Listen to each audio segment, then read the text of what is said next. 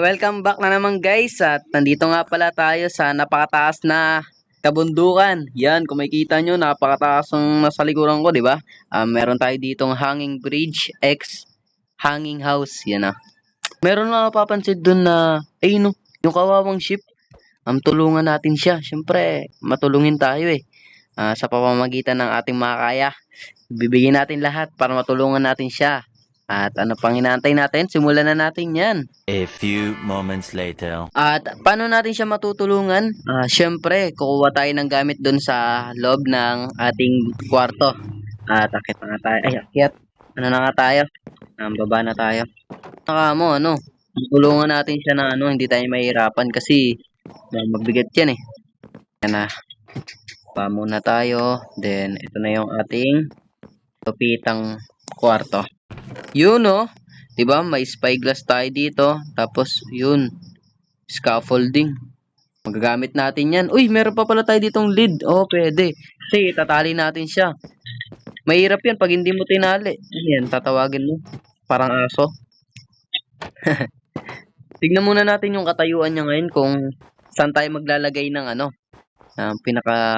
Tara, silipin natin. Nakabaligtad yata eh. Wait lang, hanapin natin siya. Hey! Tumalo, nag-suicide na yata. Suicide na yata siya, guys. At dito ba, mapansin natin siya rito na kaawa rin kasi. May buhay pa rin yun, hayop pa rin yun.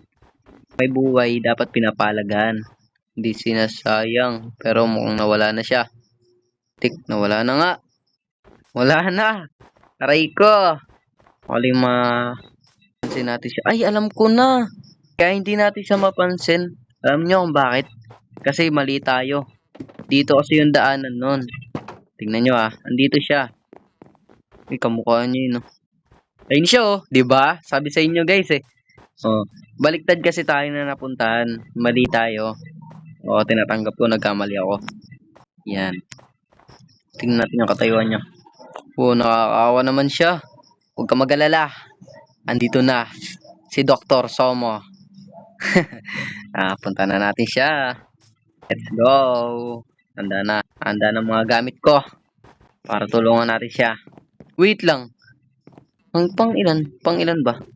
Bilangin natin yung sukat. Siyempre, may mga yan. Para matulungan natin siya, kailangan natin maglagay ng folding bed. Oy!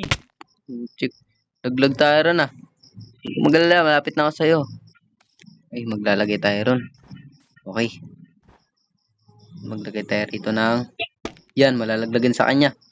Ay, hindi nalaglag. Ay! Wow! Ayun lang guys. Ako yung nabiktima. Napakasakit sa damdamin ko na ganun.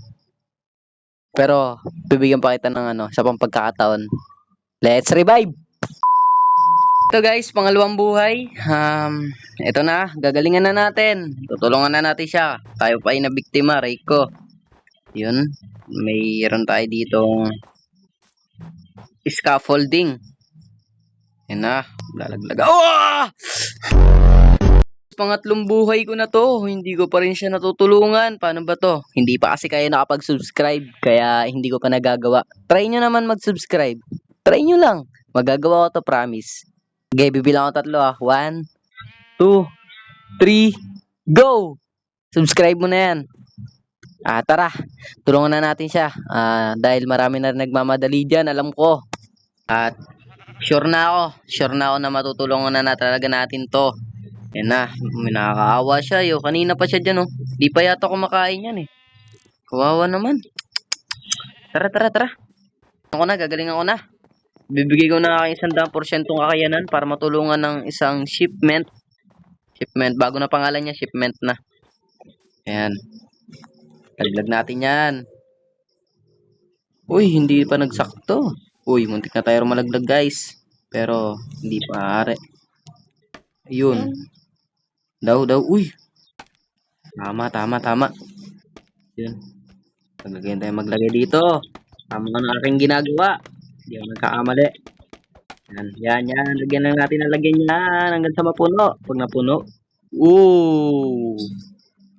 Oh my God. What happening yourself? Bababa na tayo. Shh, tish. Ang galing ko talaga. Napakagaling ko talaga. Hoy, huwag ka malalaglag. Tutulungan nga kita eh. At yan, nakit na tayo. Nakit na tayo. You know?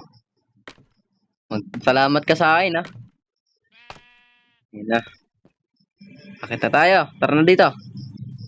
Duh, putol yung tali. Putol yung tali, guys. Akit na, akit. Ah! Uy, kala ko namatay ka na eh.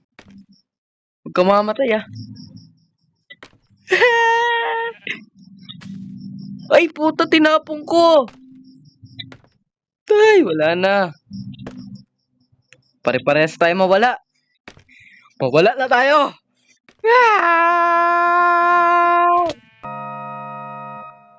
Bye-bye.